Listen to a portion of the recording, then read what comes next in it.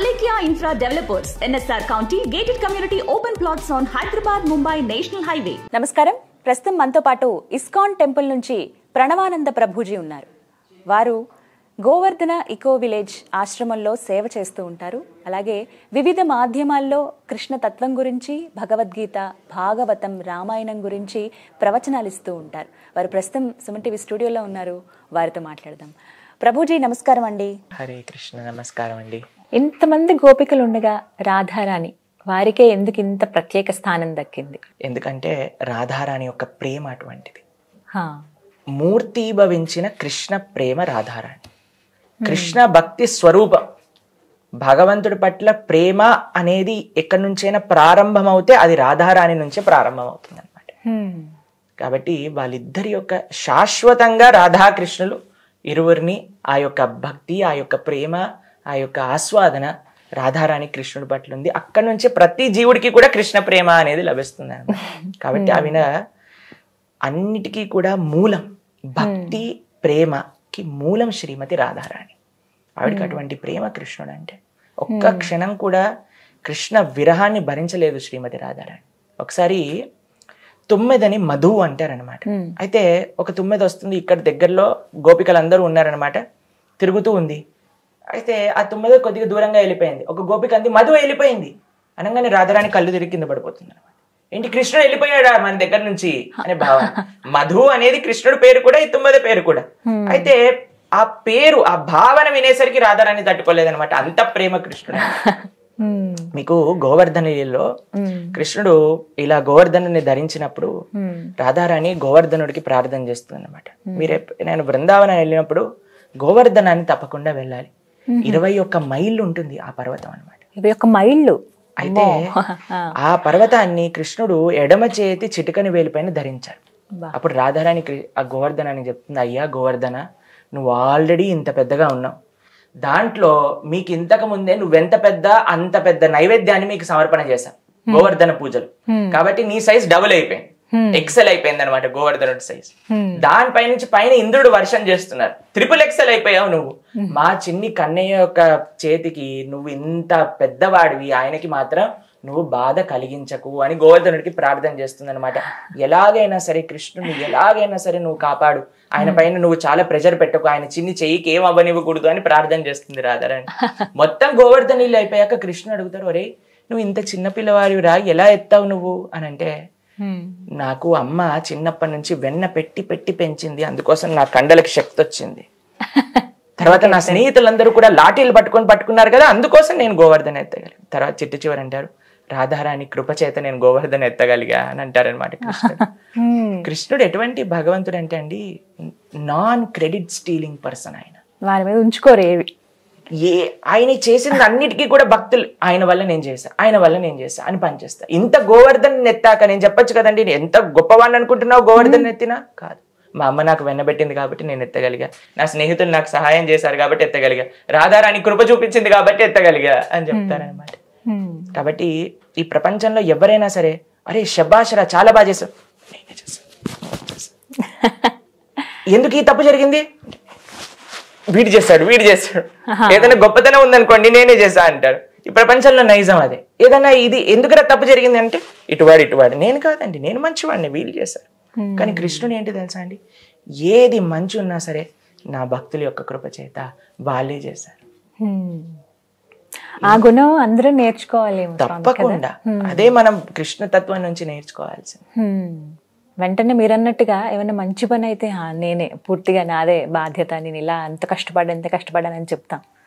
తప్పు అనగానే మనల్ని మనం యాక్సెప్ట్ చేయటానికి, మన వల్లే జరిగింది అని చెప్పడానికి చాలాసేపు సందేహిస్తాం, ఆలోచిస్తాం, సిగ్గుపడతాం, చెప్పుకోలేం బయటకి. అది ఎలా మార్చుకోవాలంటారు ఆ గుణం? భగవంతుడి గురించి తెలుసుకోవటం. అయ్యా సాక్షాత్తుగా లోకేశ్వరుడే, జగత్పతియే ఇటువంటి విషయాలు చేస్తుంటే మానవ మాత్రుడిని నేను ఎలా? అందుకే అండి శాస్త్రాన్ని ఎందుకు అధ్యయనం చేయాలి తెలుసా? మనకి చాలా విషయాలు తెలియకపోవచ్చు ఈ ప్రపంచంలో, కానీ కృష్ణుడు, రాముడు తన యొక్క జీవితం ద్వారా మనకి తెలియజేస్తున్నారనమాట. ఎలా ఉండాలి, ఎలా మాట్లాడాలి, ఎలా జీవనం చేయాలి అని నిస్సంకోచంగా. ఎలా ఎత్తావు అనగానే చెప్పేశాడు, నా భక్తుల వల్ల అని. కాబట్టి ఆయనకి సెకండ్ థాట్ లేదండి. కాబట్టి ఆయన చేసిందే ఆయన వేరే వాళ్ళకి పంచిపెడుతున్నారు. కాబట్టి వేరే వాళ్ళ సహాయం తీసుకొని మనం చేసినప్పుడు చెప్పటంలో ఏముందండి, వాళ్ళ వల్ల చేస్తామని.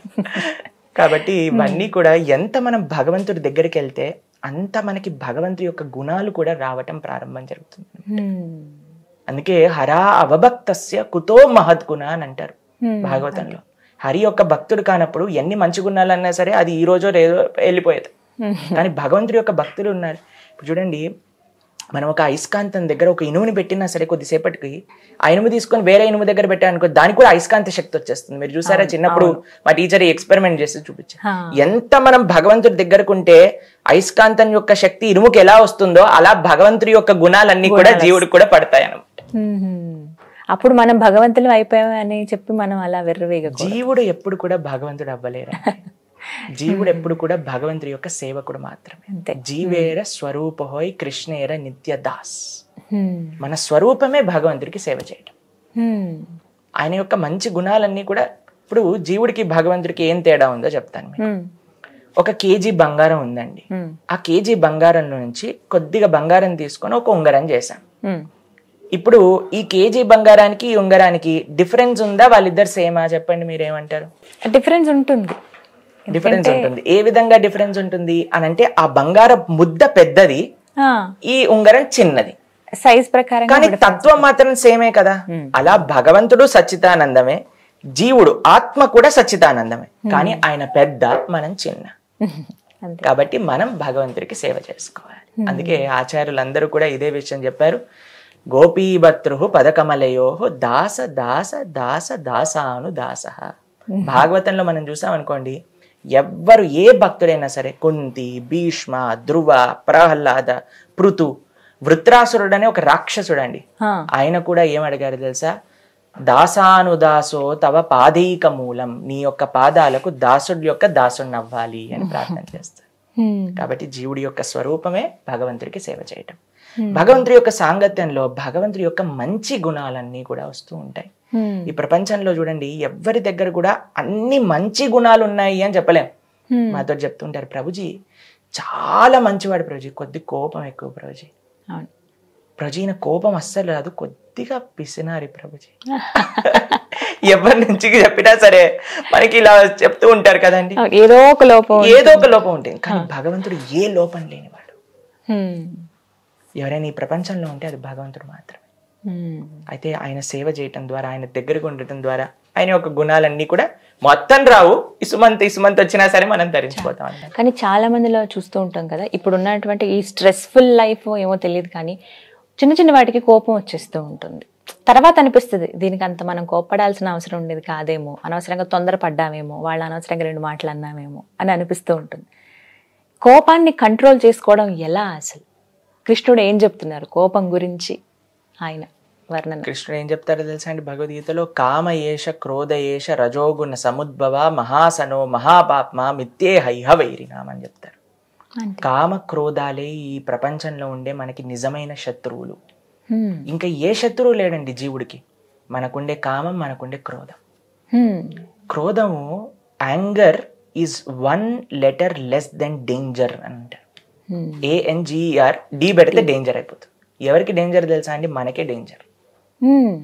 మనం కోపం పడటం వల్ల ఎదుటివాడికి మనం ఏదో నిరూపించుకున్నామని మనం అనుకోవచ్చు, కానీ ఆ కోపం మనల్ని దహించేస్తుంది. ఇప్పుడు చూడండి, కోపము మనం అంత కోప్పడ్డాక కూడా చాలా మంది చెప్తుంటారు, ప్రభుజీ అనవసరంగా కోప్పడ్డాను ప్రభుజీ, ఒక్క క్షణం ఆగుంటే సరిపోతుంది ప్రభుజీ. మనం కోపం వచ్చిన మరుక్షణం మనం ఏం చేయాలి తెలుసా అండి? ఒక్క నిమిషం ఓపిక పట్టాలి, ఒక్క స్టెప్ బ్యాక్ వేసుకోవాలి. నేను ఇప్పుడు ఏం మాట్లాడబోతున్నా? కోపం వచ్చినప్పుడు సైన్స్ ఎలా వర్క్ చేస్తుందో తెలుసా అండి? కోపం రాగానే మన బ్రెయిన్ చెప్తుంది, ఇది ఇది ఇది ఇది మొత్తం అనేసేయి, వాడి దీనికి తగిన అర్హుడు అనేసేయి అని అంటుంది. నువ్వు చెప్పేది, ఇప్పుడు నువ్వు మాట్లాడేది అంతా కూడా కరెక్టే, అనేసే, ఎన్ని తిట్టాలో తిట్టేసేవాడు, ఆ రోజు చేశాడు, ఆ సంవత్సరం, ఆ మాసం, ఆ నెల, ఆ డేట్ రోజు, ఆ టైంలో నువ్వు అలా అన్నావు నన్ను అని అలా అనిపిస్తుంది. కానీ అనేసాం అనుకోండి, ఆ రిలేషన్షిప్ దాంతో అంతే. వారికి మనకి తేడా ఏముంటుంది? ఎదుటి వాళ్ళు అరిచినప్పుడు మనం ఏం చేయాలంటే ఒక్కసారి ఆలోచించాలి. మన మనసు చెప్తుంది నువ్వు అనాలి, నిరూపించుకోవాలి, తగ్గకు నువ్వు.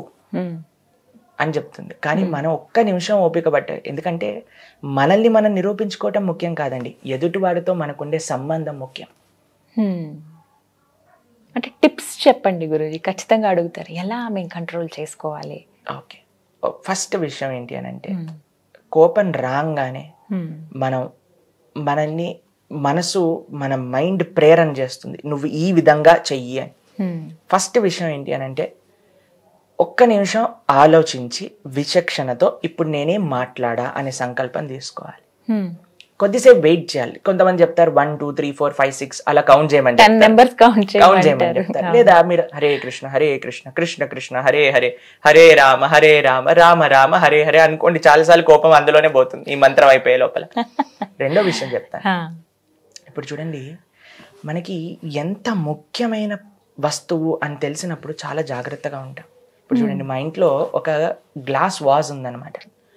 మా అమ్మగారు ఇలా కూర్చున్నారు అనుకోండి, ఎవరైనా అటువైపు నుంచి వెళ్తున్నారు అనుకోండి, ఏ జాగ్రత్త, తగులుతుందేమో, తగిలితే కింద పడిపోతుంది, పగిలిపోతుంది.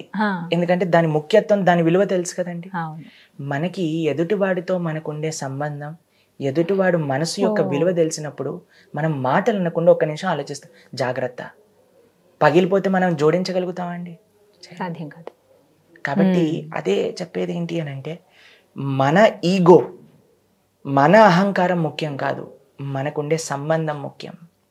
వేరే వాడి మనసు నొప్పించకపోవటం అనేది మనం ముఖ్యం. ఇవన్నీ విన్నా సరే ఆ క్షణానికి కోపం వచ్చి తీరుతుంది ప్రభుజీ అని అంటారు. దానికి ఏంటో తెలుసా అండి, ఒక ఆధ్యాత్మిక సాధన అనేది మనకు కావాలి. ఎలా చేయాలి? ఒక స్పిరిచువల్ ప్రాక్టీస్. ఈ కలియుగంలో కృతేయ ధ్యాయతో విష్ణుం త్రేతాయాం యజతోమకై ద్వాపరే పరిచర్యాయాం కలో తత్ హరికీర్తనం. మంత్ర మెడిటేషన్ అనే ఒక టెక్నిక్ ఉందన్నమాట. ఏంటి అంటే, ప్రొద్దున పూట మేమందరం చేస్తాం, భగవంతుడి యొక్క నామాన్ని జపం చేస్తూ ధ్యానం చేయటం అనమాట. హరే కృష్ణ కృష్ణ కృష్ణ హరే హరే హరే రామ రామ రామ హరే హరే ఇది షోడశాక్షర నామ్నాం కలి కల్మషనాశనం నాతర పరతరోపాయ సర్వవేదేషు దృశ్యతి అని చెప్తారనమాట. కలియుగంలో ఉండే కల్మషాలన్నింటినీ తీసేస్తుంది నామజపం. అందుకే మీరు చూడండి, చాలా మంది చెప్తారు, ప్రభుజీ కృష్ణ భక్తులు ప్రశాంతంగా ఎలా ఉంటారు ప్రభుజీ? మీరు ఏ సాధన చేస్తున్న వాళ్ళైనా, ఆధ్యాత్మికంగా రిలేటెడ్ ఉన్న వాళ్ళైనా ప్రశాంతంగా ఉంటారు అని అనిపిస్తుంది. చాలా మంది చెప్తారు, ప్రభుజీ భక్తుల్ని చూస్తే వాళ్ళు ఏదో లోకం నుంచి దిగొచ్చినట్టు ఉన్నారు ప్రభుజీ, ఈ మనుషుల్లా లేరు ప్రభుజీ అని అంటుంటారని. ఎందుకంటే వాళ్ళు చేసే సాధన, ఆ సాధన శక్తి మనల్ని ఏ విధమైన డిస్ట్రాక్షన్స్ కి కూడా దూరంగా మనం చేస్తుంది అనమాట. అది కోపం వచ్చినా సరే, ఏ విధంగానైనా డిస్ట్రాక్ట్ అయినా సరే, అది భగవత్ సాధన, భగవత్ శక్తి మనల్ని కాపాడుతుంది. ఓకం చేయగలమంటారు ఖచ్చితంగా. అది అలవాటు అవ్వాలా మనకి? కొన్ని రోజులు పడుతుందా, కొన్ని నెలల? ఎలా? మీకు చిన్న ఉదాహరణ చెప్తాను. ఈ ధోతి చూసారా మీరు, తెల్లగా ఉందా అండి? దీన్ని మీరు ఇంకులో, మొత్తం ఇంకులో ముంచేసి బయటికి తీసారనుకోండి, ఏమవుతుంది? మొత్తం బ్లూ కలర్ అయిపోతుంది మొత్తం. అవునా? ఇప్పుడు దాన్ని మీరు అయ్యా క్లీన్ చేసి ఇవ్వండి అని ఒకరికి ఇచ్చాను. వాళ్ళు ఇలా ఉతకటం ప్రారంభం చేశారు. ప్రభుజీ 2 సార్లు ఉతికాను ప్రభుజీ, ఏంటి ప్రభుజీ ఇంకు పోవట్లేదు అని అంటే, అమ్మ టైం పడుతుంది, ఎంత సర్ఫ్ ఎక్సెల్ యూజ్ చేసినా టైం పడుతుందండి మొత్తం పోవడానికి. కాబట్టి పోయేంత వరకు మనకు ఓపికగా ఉండాలి. అట్లీస్ట్ ఉతకటం స్టార్ట్ చేశారు కదా, ఒక రోజు పోతుంది. అది ముఖ్యం అన్నమాట. కాబట్టి బురదలో ఉన్నవాడు స్నానం చేయటం ప్రారంభం చేస్తే కొద్దిసేపటికి ఆ బురద అనేది పోతుంది. కానీ అన్నిటికంటే ఫస్ట్ స్టెప్ ఏంటో తెలుసా? నేను బురదలో ఉన్నా అని తెలుసుకోవటం, స్నానం చేస్తే పోతుంది అనే నమ్మకం రావటం, ఆ విచక్షణ ఉండడం అనేది జ్ఞానం. కాబట్టి ఈ మనసులో కామక్రోధ లోభ మోహ మదం ఆశ్చర్యములు ఉన్నాయి, వీటిని తీసేసుకోవాలి అని భగవంతుడి యొక్క ఆధ్యాత్మిక సాధన మనం ప్రారంభం చేశాం, తప్పకుండా పోతుంది. చాలా మంది అడుగుతారు, ప్రభుజీ మేము చాలా సిన్సియర్ గా జపం చేస్తున్నాం ప్రభుజీ, కానీ ఎందుకు పోవట్లేదు? ఇప్పుడు చూడండి, ఫ్యాన్ తిరుగుతుంది అనుకోండి, ఒకసారి ఆపేయంగానే, ఫ్యాన్ స్విచ్ ఆఫ్ చేయగానే ఫ్యాన్ ఆగిపోతుందా? కాదు, మెల్లగా తిరిగి తిరిగి తిరిగి అని ఆగుతుంది అనమాట. అట్లనే మనం కర్మ స్విచ్ ఆఫ్ చేసేసాం, కానీ అది శాంతం అవ్వడానికి టైం పడుతుంది. ఆ ఓపిక మనకు కావాలి. ఎంత ఉత్సాహం, అదే ఫస్ట్ మనం మాట్లాడుకున్నాం కదా, ఎంత ఉత్సాహమో అంత ఓపిక, ఈ 2 కావాలన్నమాట. చాలా చక్కగా వివరించారు ప్రభుజీ. నమస్తే. హరే కృష్ణ అండి, చాలా ధన్యవాదాలు.